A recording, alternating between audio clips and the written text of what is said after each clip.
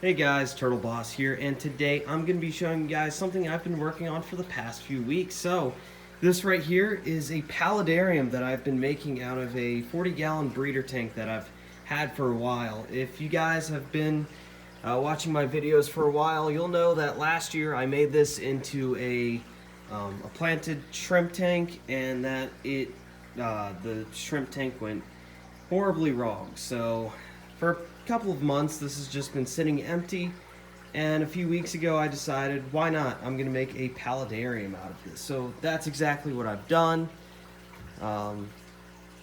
If you look at the tank here, obviously it's pretty far from being complete, but I have made quite a bit of progress on it. So I'm gonna show you guys like the general gist of it.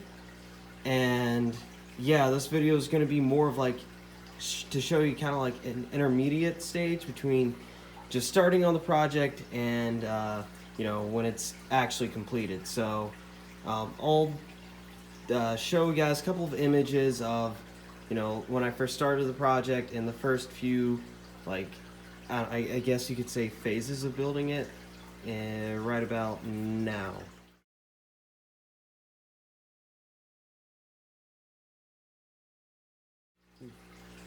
Okay, hopefully I edited that in. I'm probably too lazy to actually edit the photos in, but oh well. So with that said, let me show you guys what this paludarium is kind of made of, how I've made it, and what I'm going to be using it for. So, first of all, what the paludarium is constructed out of. So, in just about perfect center here, I have 2 sheets of corrugated plastic that I've siliconed together, and then of course I have siliconed it to the walls inside of the tank, which is pretty obvious to see. This project was the first time I've messed around with silicone like this, so as you can see, it's a little bit of a mess, but luckily this part right here is the land portion, so I'm just gonna cover this up with my drainage layer and my substrate and forget about this nightmare down here. So yeah, that's how it's gonna be. The substrate's gonna come up to about here, it's gonna come back a little bit, and then it's gonna be lush with plants up here. And then this is the aquatic part, and this part's a little trickier to say. Well, yeah, I guess, because I had to have just a little bit nicer of a silicone bead here.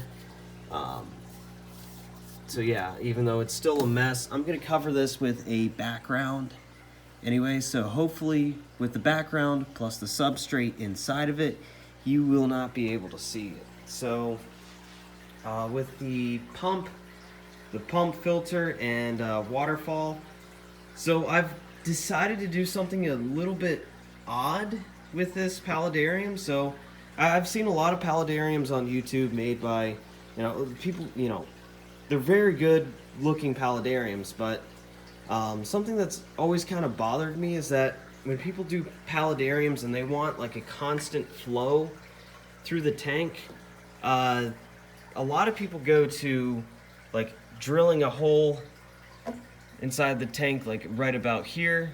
They drill a hole here, have their intake for like a canister filter down here, and then they have their waterfall up here, and it comes down like that, and it creates a constant flow, and it works pretty well. But I always thought that was like the hard way of doing it, so this is, I guess, my way of doing it, the old Turtle Boss method.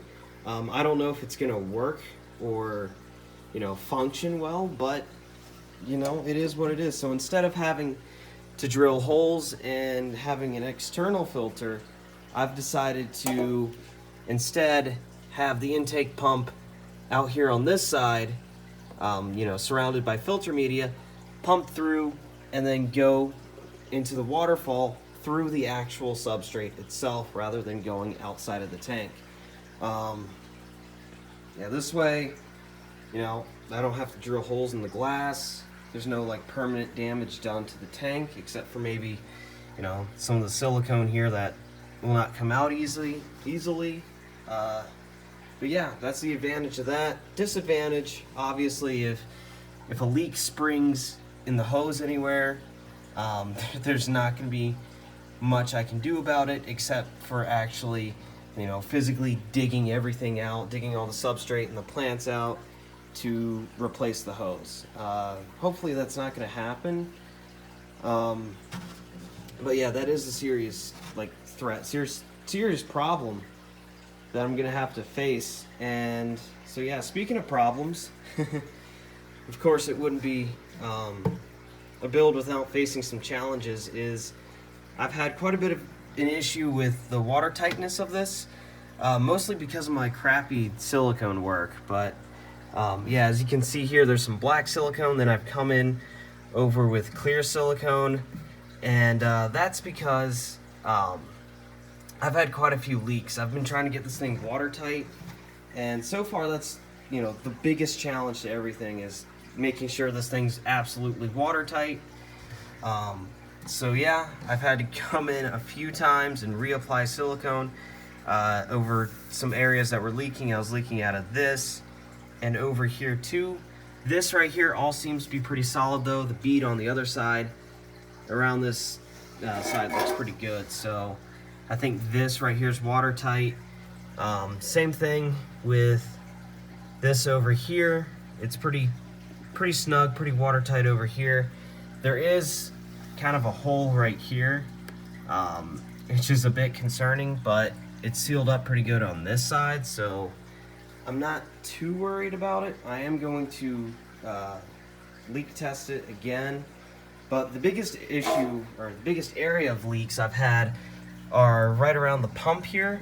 So where the pipe comes off of the pump and into the earth part of the paludarium, I've had a lot of leaks around this area right here, and that's probably, you know, due to moving the hose around, bending that around.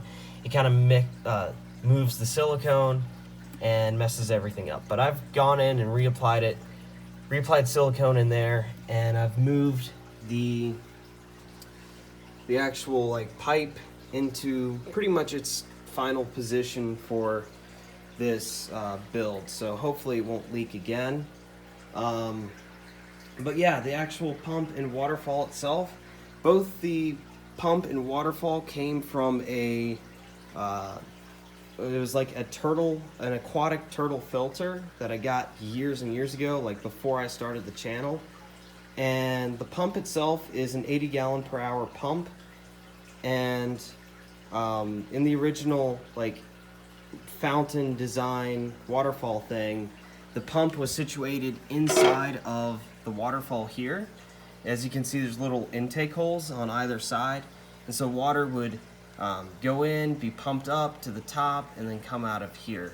So there's filtration inside, and that's how that worked. So how I've modified this for the paludarium is I've essentially created my own filter out of some filter floss around the pump itself, covered with a mesh bag. This is something that was super easy to create. It took me like 5 minutes, and whenever it needs to be changed, I can just take it off and replace it. So that should be pretty easy. So that's my mechanical filtration. So it pumps through that, it goes to the top of this, and you take the lid off the waterfall here just so you can see inside. And as you can see inside, I have a lot of artificial plants, which admittedly is pretty weird, but these artificial plants are going to be the growing surface for the beneficial bacteria. So that's my mechanical filtration, and that's my biological filtration. Not to mention, I'm also going to have live plants in the water itself, so those should also filter it out.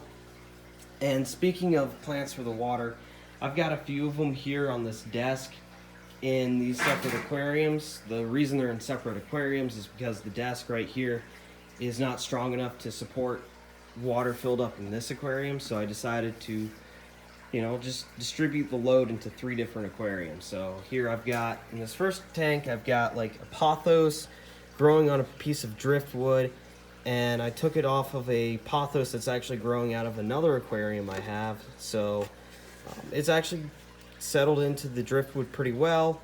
and it's growing pretty all right. Here I have some Anarchus, waterweed, pretty much. So yeah, and then in here I have an Anubias plant, which is putting out a new leaf. That's a good sign. I also have some bits of Java fern from my last, from the shrimp tank. This is all pretty much left over from that shrimp tank. So I have those plants. I'm gonna buy some more aquatic plants, and then in here, as far as the land portion, I haven't really decided what kind of plants I'm gonna get. It's definitely probably gonna put a lot of pothos in it. So yeah, that will be determined at a later date. Same thing with like the lighting. I'll probably put this fluorescent light on the tank. Then again, this is like a cheap $10 shop light. So, I mean, it's done pretty good, but I want to have something better than this for growing plants inside the tank. So yeah, that is that.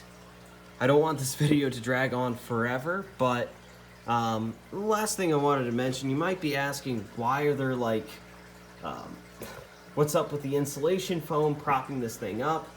And great question. So the insulation foam in here is just simulating the height at which the waterfall is going to be in the final, you know, when the project is finished. So in the meantime, I need to find like some rocks or bricks or something to permanently prop up the waterfall. So it'll be around that height. And you might be asking, what am I going to do about the background situation over here? So what I'm planning to do is I'm going to order a foam background from Universal Rocks. And that background I'm going to put right here over the divider. It's going to go back on that back side of the tank, cover up the sides a little bit, and then yeah, so I'm ordering it. I cannot talk today. I'm ordering it from Universal Rocks, which, you know, I've never bought anything from them before, but I have heard great things. So I'm looking forward to that, and I'm gonna get it to hopefully match the color of the waterfall itself, so that way it doesn't stand out too much. As for the actual like fish and stuff I'm gonna stock in here, I'm not exactly sure what I can put in here or what I would want to put in here. Right now I'm thinking about putting in a betta in here, some mono shrimp, and probably a few little tetras. The water portion itself, I've measured it out, taken the volume. It's going to be 12 gallons, you know, if it was just straight up water. And given the, you know, the filter, the pump, everything else, I'd say in total it's going to be about 10 gallons of water, 10, 11 gallons of water. So I'm thinking this would be a pretty cool place for a betta. I don't think the water is going to be, you know, the water's going to be rushing too hard because the pump's only 80 gallons per hour, so it's not going to create that much current.